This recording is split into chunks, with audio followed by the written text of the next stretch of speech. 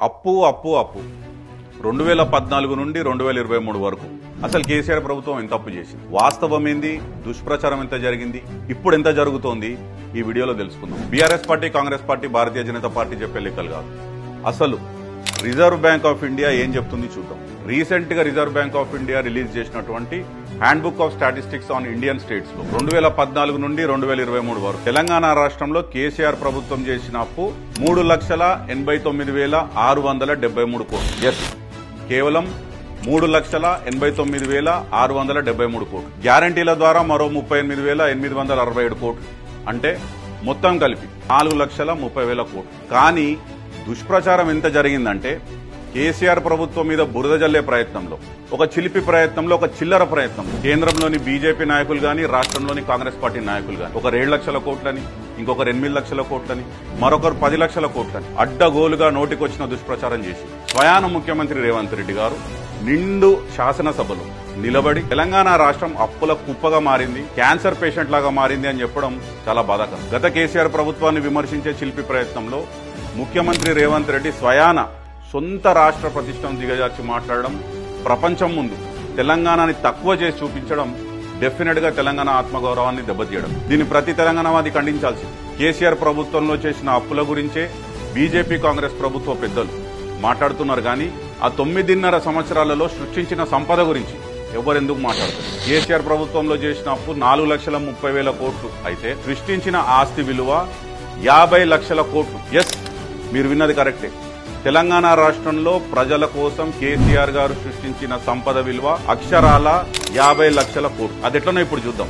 1,00,000 కోట్లతో ప్రపంచంలోనే అతిపెద్ద మల్టీస్టేజ్ లిఫ్ట్ ఇరిగేషన్ ప్రాజెక్ట్ అయిన కాళేశ్వరం కట్టి 38 లక్షల ఎకరాలకు సాగునీరు అందించి 3 కోట్ల మెట్రిక్ టన్నుల వరిధాన్యం పండించి రెండో హరిత విప్లవాన్ని సృష్టించిన నాయకుడు కేసీఆర్. సాగునీటి రంగంలో ఎన్నో పెండింగ్ ప్రాజెక్టులు పూర్తి చేసి, నూతన ప్రాజెక్టులు నిర్మించి ప్రపంచంలోనే అతిపెద్ద multistage lift irrigation project Kaleshwaram record సమయంలో నిర్మాణం చేసి 204 టీఎంసీల రిజర్వాయర్ల ఏర్పాటు చేసి Palamuru Rangareddy project, Sitarama project, mission Kakatiya ద్వారా 22,000 చెరువులు పునరుద్ధరణ చేసి దేశంలోనే అత్యధికంగా పెరిగిన భూగర్భ జలాలు తెలంగాణ సాధించిన విజయాలు. దాదాపు 6 మీటర్లు భూగర్భ జలాలు పెరిగినాయి.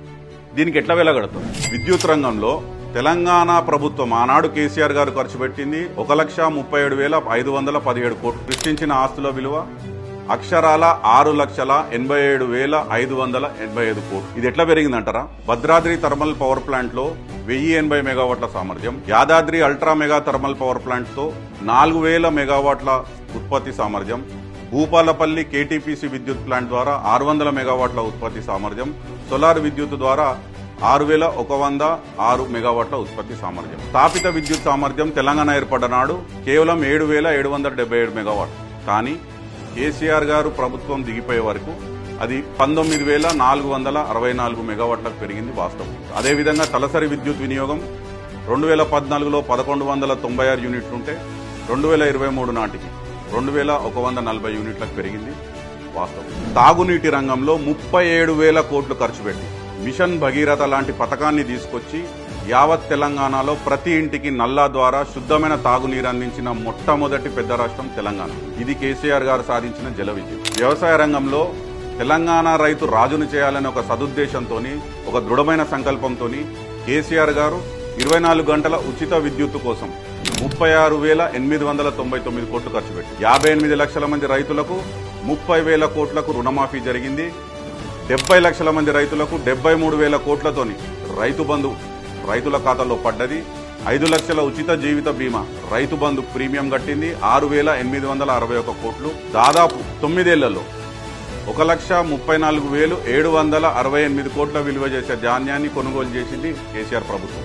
9.5 సంవత్సరాలలో పెరిగిన సాగు విస్తీర్ణం 2014లో 1,30,00,000 ఎకరాలుంటే 2023 నాటికి 2,68,00,000 ఎకరాలకు పెరిగింది. అదే సమయంలో పెరిగిన వరిధాన్యం ఉత్పత్తి 2014లో 68 లక్షల టన్నులుంటే 2023 కల్లా 3,50,00,000 టన్నులకు పెరిగింది.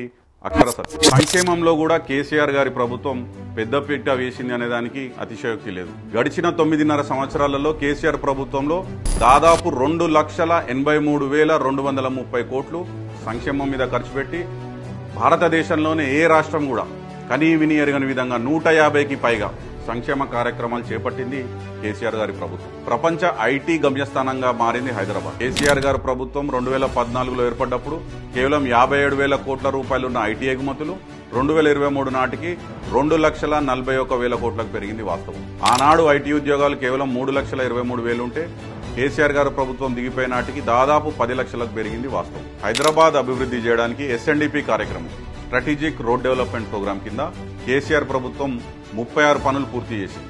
అందులో 19 ఫ్లైఓవర్లు, 5 అండర్ పాస్లు, 7 ఆర్యూబీలు, కేబుల్ బ్రిడ్జ్, స్టీల్ బ్రిడ్జ్, ఇంకో 3 ఇతర కార్యక్రమాలు. అదే సమయంలో 137 మిస్సింగ్ లింక్ రోడ్లు నిర్మించింది హైదరాబాద్ లో ఆనాడు కేసీఆర్ ప్రభుత్వం. నాలా డెవలప్మెంట్ ప్రోగ్రాం కింద 1000 కోట్లు ఖర్చు పెట్టి ఎస్ఎన్డిపి ప్రోగ్రామ్ ని ప్రతిష్టాత్మకంగా తీసుకుని కేసీఆర్ ప్రభుత్వం. పల్లె ప్రగతికి సుమారు 70,000 కోట్ల ఖర్చు, విద్యారంగం 1022 గురుకులాలు, 1005 రెసిడెన్షియల్ జూనియర్ కళాశాలల ఏర్పాట్లు, 85 గురుకుల డిగ్రీ కాలేజ్. వైద్య రంగానికి కేసీఆర్ గారి ప్రభుత్వం ఖర్చు పెట్టింది 61,650 కోట్లు. ప్రతిష్టాత్మకంగా ప్రజా వైద్యం 17,000 నుంచి 34,000 బెడ్స్ కి పెరిగింది. హైదరాబాద్ నలువైపులా సిద్దమవుతున్న టిమ్స్, వరంగల్లో 2,000 బెడ్స్ తో సూపర్ స్పెషాలిటీ హాస్పిటల్, ప్రభుత్వ 29 మెడికల్ కాలేజీలకు దాదాపు 4,000 కోట్లు ఖర్చు పెట్టింది కేసీఆర్ గారి ప్రభుత్వం. భవనాల విస్తీర్ణం, జిల్లాకో కలెక్టరేట్, జిల్లాకో ఎస్పీ ఆఫీసు, జిల్లాకో మెడికల్ కాలేజ్, మన దగ్గర ప్రతిష్టాత్మకంగా నిర్మించుకున్న సెక్రటేరియట్. ఇట్లా చూస్తే తెలంగాణ రాకముందు 60 సంవత్సరాలలో కేవలం 30 లక్షల స్క్వేర్ ఫీట్ల విస్తీర్ణం ఉన్న ప్రభుత్వ ఆస్తులు కేసీఆర్ గారి హయాంలో దాదాపు 1,02,00,000 స్క్వేర్ ఫీట్లకు పెరిగింది వాస్తవం. యువతకు పెద్ద ఎత్తున ఉపాధి కల్పన జరిగింది కేసీఆర్ గారి హయాంలో. 1,60,083 ప్రభుత్వ ఉద్యోగాల భర్తీ జరిగింది వాస్తవం. ఇంకో 40,000 ఉద్యోగాలు వివిధ ప్రక్రియల్లో దశల్లో ఉన్నది కూడా వాస్తవం. 9 ఏళ్లలో 24,000 పరిశ్రమలకు అనుమతులు జారీ అయినాయి. దాదాపు 4 లక్షల కోట్ల పెట్టుబడులు తెలంగాణ రాష్ట్రానికి వచ్చినాయి. తద్వారా టీఎస్ ఐపాస్ ద్వారా ఐటీ రంగంలో 24 లక్షల ఉద్యోగాల కల్పన జరిగింది. ఆర్థిక ప్రగతిలో భారతదేశంలోనే తెలంగాణ రాష్ట్రాన్ని అగ్రభాగాన నిలబెట్టింది కేసీఆర్. తెలంగాణ తలసరి ఆదాయం 2014లో 1,24,000 రూపాయలుంటే 2024 కల్లా 3,57,000 రూపాయలకు పెరిగింది వాస్తవం. జీఎస్డీపీ గ్రోత్ అంటే రాష్ట్ర స్థూల ఉత్పత్తి 2014లో 4,5 లక్షల కోట్లుంటే 2024 కల్లా 15 లక్షల కోట్లకు పెరిగింది నిజం. మల్టీ డైమెన్షనల్ పవర్టీ ఇండెక్స్ అంటే పేదరిక నిర్మూలన 2014లో తెలంగాణలో 21.92% ఉంటే 2023 నాటికి పేదరికం తగ్గి 5.8% తగ్గింది. అక్షరాల సత్యం. ఇవన్నీ నేను చెప్పే లెక్కలు కాదు. Reserve Bank of India, finance commission of India, నీతి ఆయోగ్ లాంటి సంస్థలు ఇచ్చిన నివేదిక. పెట్టిన ఖర్చు కన్నా 10 రెట్ల ఆస్తుల సంపద సృష్టించింది కేసీఆర్ గారు. సాగునీరు, గ్రామాల అభివృద్ధి వలన భారీగా పెరిగిన భూముల విలువ నిజం కాదా? 1,50,00,000 ఎకరాల పట్టా భూముల విలువ కనీసం 5 రెట్లు పెరిగింది నిజం కాదా?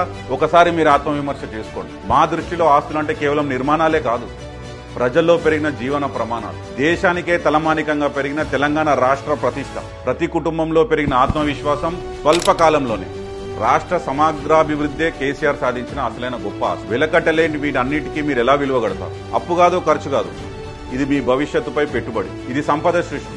రాష్ట్ర సంపద, తెలంగాణ ప్రజల సంపద అంటే మీ సంపద. తెలంగాణ ఆస్తి సంపద విలువను దాదాపు 50 లక్షల కోట్ల పైనే సృష్టించిన నాయకుడు కేసీఆర్. ఇదే నిజం, ఇదే సత్యం, ఇదే వాస్తవం. జై తెలంగాణ, జై హింద్.